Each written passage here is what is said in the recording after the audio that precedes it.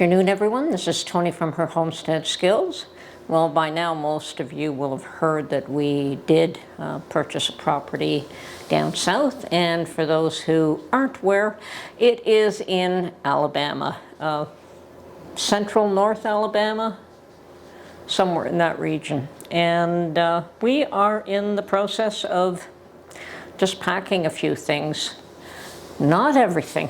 We're not totally moving down south. What we are doing is that we are packing bare essentials, and we'll be doing a lot of cleanup work down there. The property itself has been abandoned for 5 years. Unfortunately, I think after the last owner passed away, the people who inherited the property really didn't want it for whatever reason. And I believe that it was, anyway, we won't get into details about that because that doesn't matter anymore. It is a bit of an unusual property, I must admit. So it has sat, I don't know if it was ever rented, but it appears to have been abandoned to these eyes.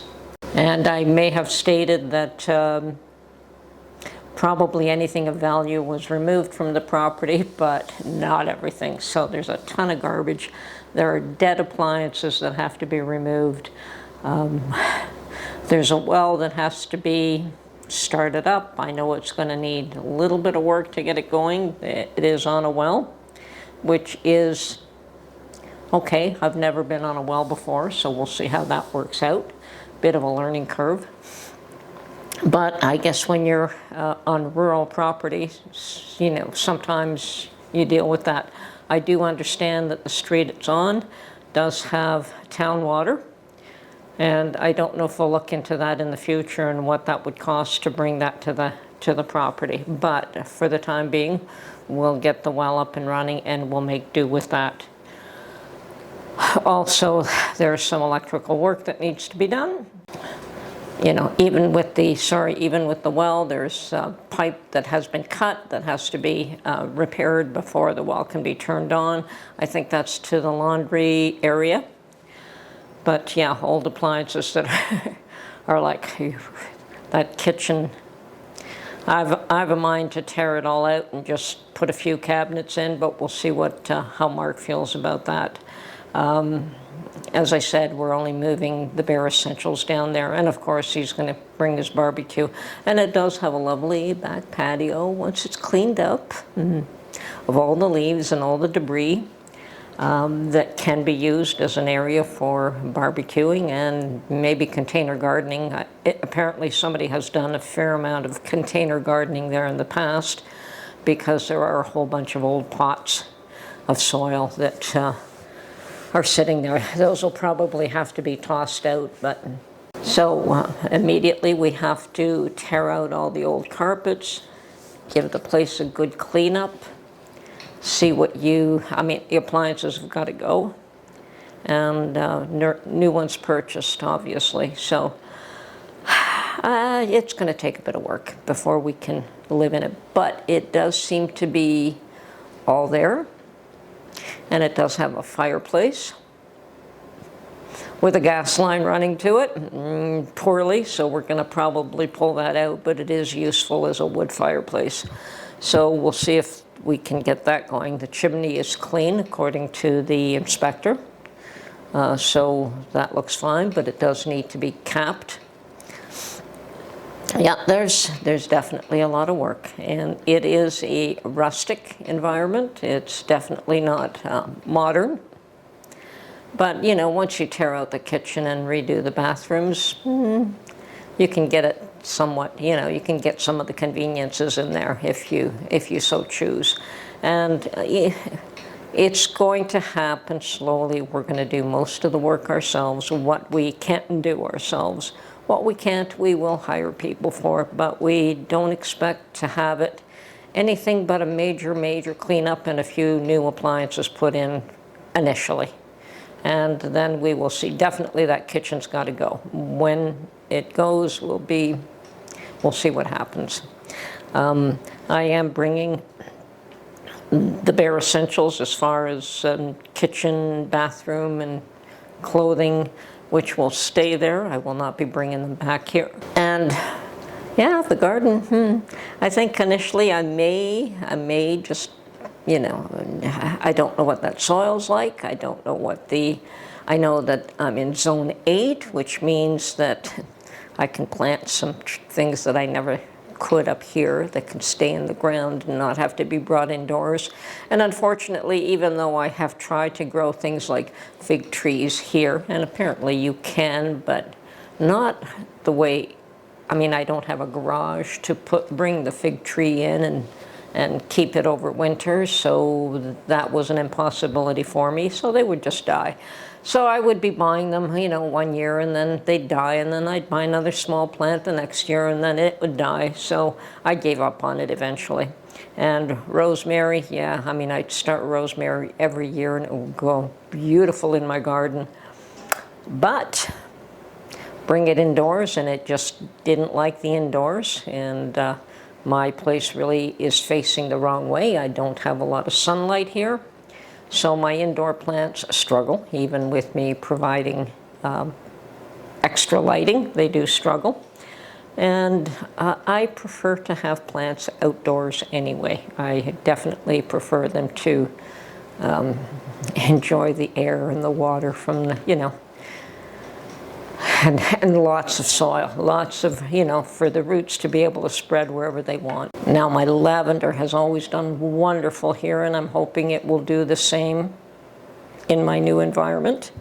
And I remember that when I had my home here, I created a lavender path, and people that would come to visit me were always amazed at how beautiful that lavender path was, and could I give them cuttings, and I'd always trim off a few of the blossoms and, you know, tie a little elastic band around it, and tell them to, if they want to dry it, just hang it upside down like that, and it would last for a long time. But yeah, I had, and you know, with lavender, cut it back in the spring when you start to see some growth, cut it back hard, and it just comes back every year bigger and better and nicer. So it's just starting it that's the hard part. But that's going to be my challenge, is what do I start as far as plants, and definitely a few trees, and definitely some herbs, and I definitely would want to grow a few tomatoes. We'll see what happens there.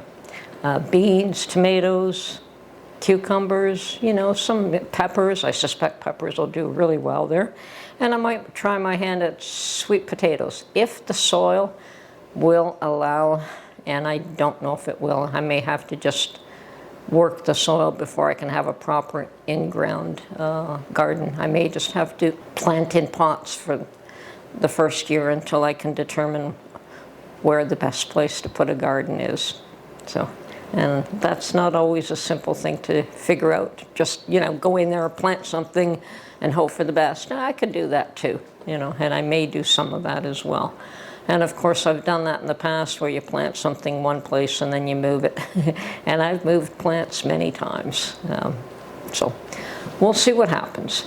And so yes, these days I am very busy trying to pack minimal amounts, and Mark has a unit where he has had all his tools stored, because there was never any place here where he could store tools. His barbecue, we couldn't bring the barbecue here, so those things will be packed into a little truck, and we will be heading down south in a truck, weather permitting. And of course, that is the issue right now. Not the best of time to have bought a house when you have to travel a fair distance, but we'll get through it. So yes, we've had a major snowstorm here. I know that down further south that you've also had all kinds of weather-related issues. Some snow, some rain, and yeah, and even possible tornadoes, I think, were headed down south. But our snowstorm is over for now, and we're hoping to pack up Monday. You know, today is Thursday. We are hoping to be packed by Monday. As I said, weather permitting, ability to get the vehicles permitting. You know, we have to rent a U-Haul. And yeah, weather permitting, we should be packed Monday, first at the shop and then here. And the shop, the storage unit. And then here. And then it's going to be a 2-day drive at least, weather permitting, 2 days. And if not, a little longer. We're hoping it'll only be the 2 days, which is normally what it takes us to drive down there. So that's where we're at. Sweet home Alabama. Anyway, just a little bit of an update to let you know what we're up to. And yes, I have not been doing much canning. And that's the reason, because Mark has been quite insistent on getting something done on property this time around. So I was left in limbo. I know I cannot take home canned goods across the border. I can take empties, and I'll probably be doing that, and I'll probably be taking my canner, and I'll start a whole new supply there. And yes, I do have a lot of canned goods here, and I have was it the year before last? I did so many tomatoes that I did very few last year, and I still have at least 50 pints and probably another 10 or 20 quarts of tomatoes, which, I mean, that's a staple in this house. I don't know how we'll do without tomato sauce for the first little while until I can get some canned up. Probably have to use some fresh tomatoes to make sauce on occasion. And I will be bringing my hand press down there this time around. And, you know, hopefully buying or growing a small amount of tomatoes that I can process myself. So this is where we're at. Yeah, got to be careful what we try to take across. We don't want any issues, and I'm sure that we'll be stopped and asked and maybe searched, and who knows. I mean, it's one of those things when it's just the two of you in your car and you get a few questions and go across, that's fine. But when you've got a truckload of things, I mean, they're only things from the home, like old pots and pans and dishes and clothing and tools and, you know, things that you need on a daily basis. And I'm sure I'm going to forget a ton of stuff. But there's always the ability to get things locally and I'm sure we'll be doing some of that too. Anyway, as I said, just giving you a little bit of an update on where we stand with our journey. And yeah, we will be documenting a whole lot of new adventures as we go along. Anyway, talk to you soon. Bye for now.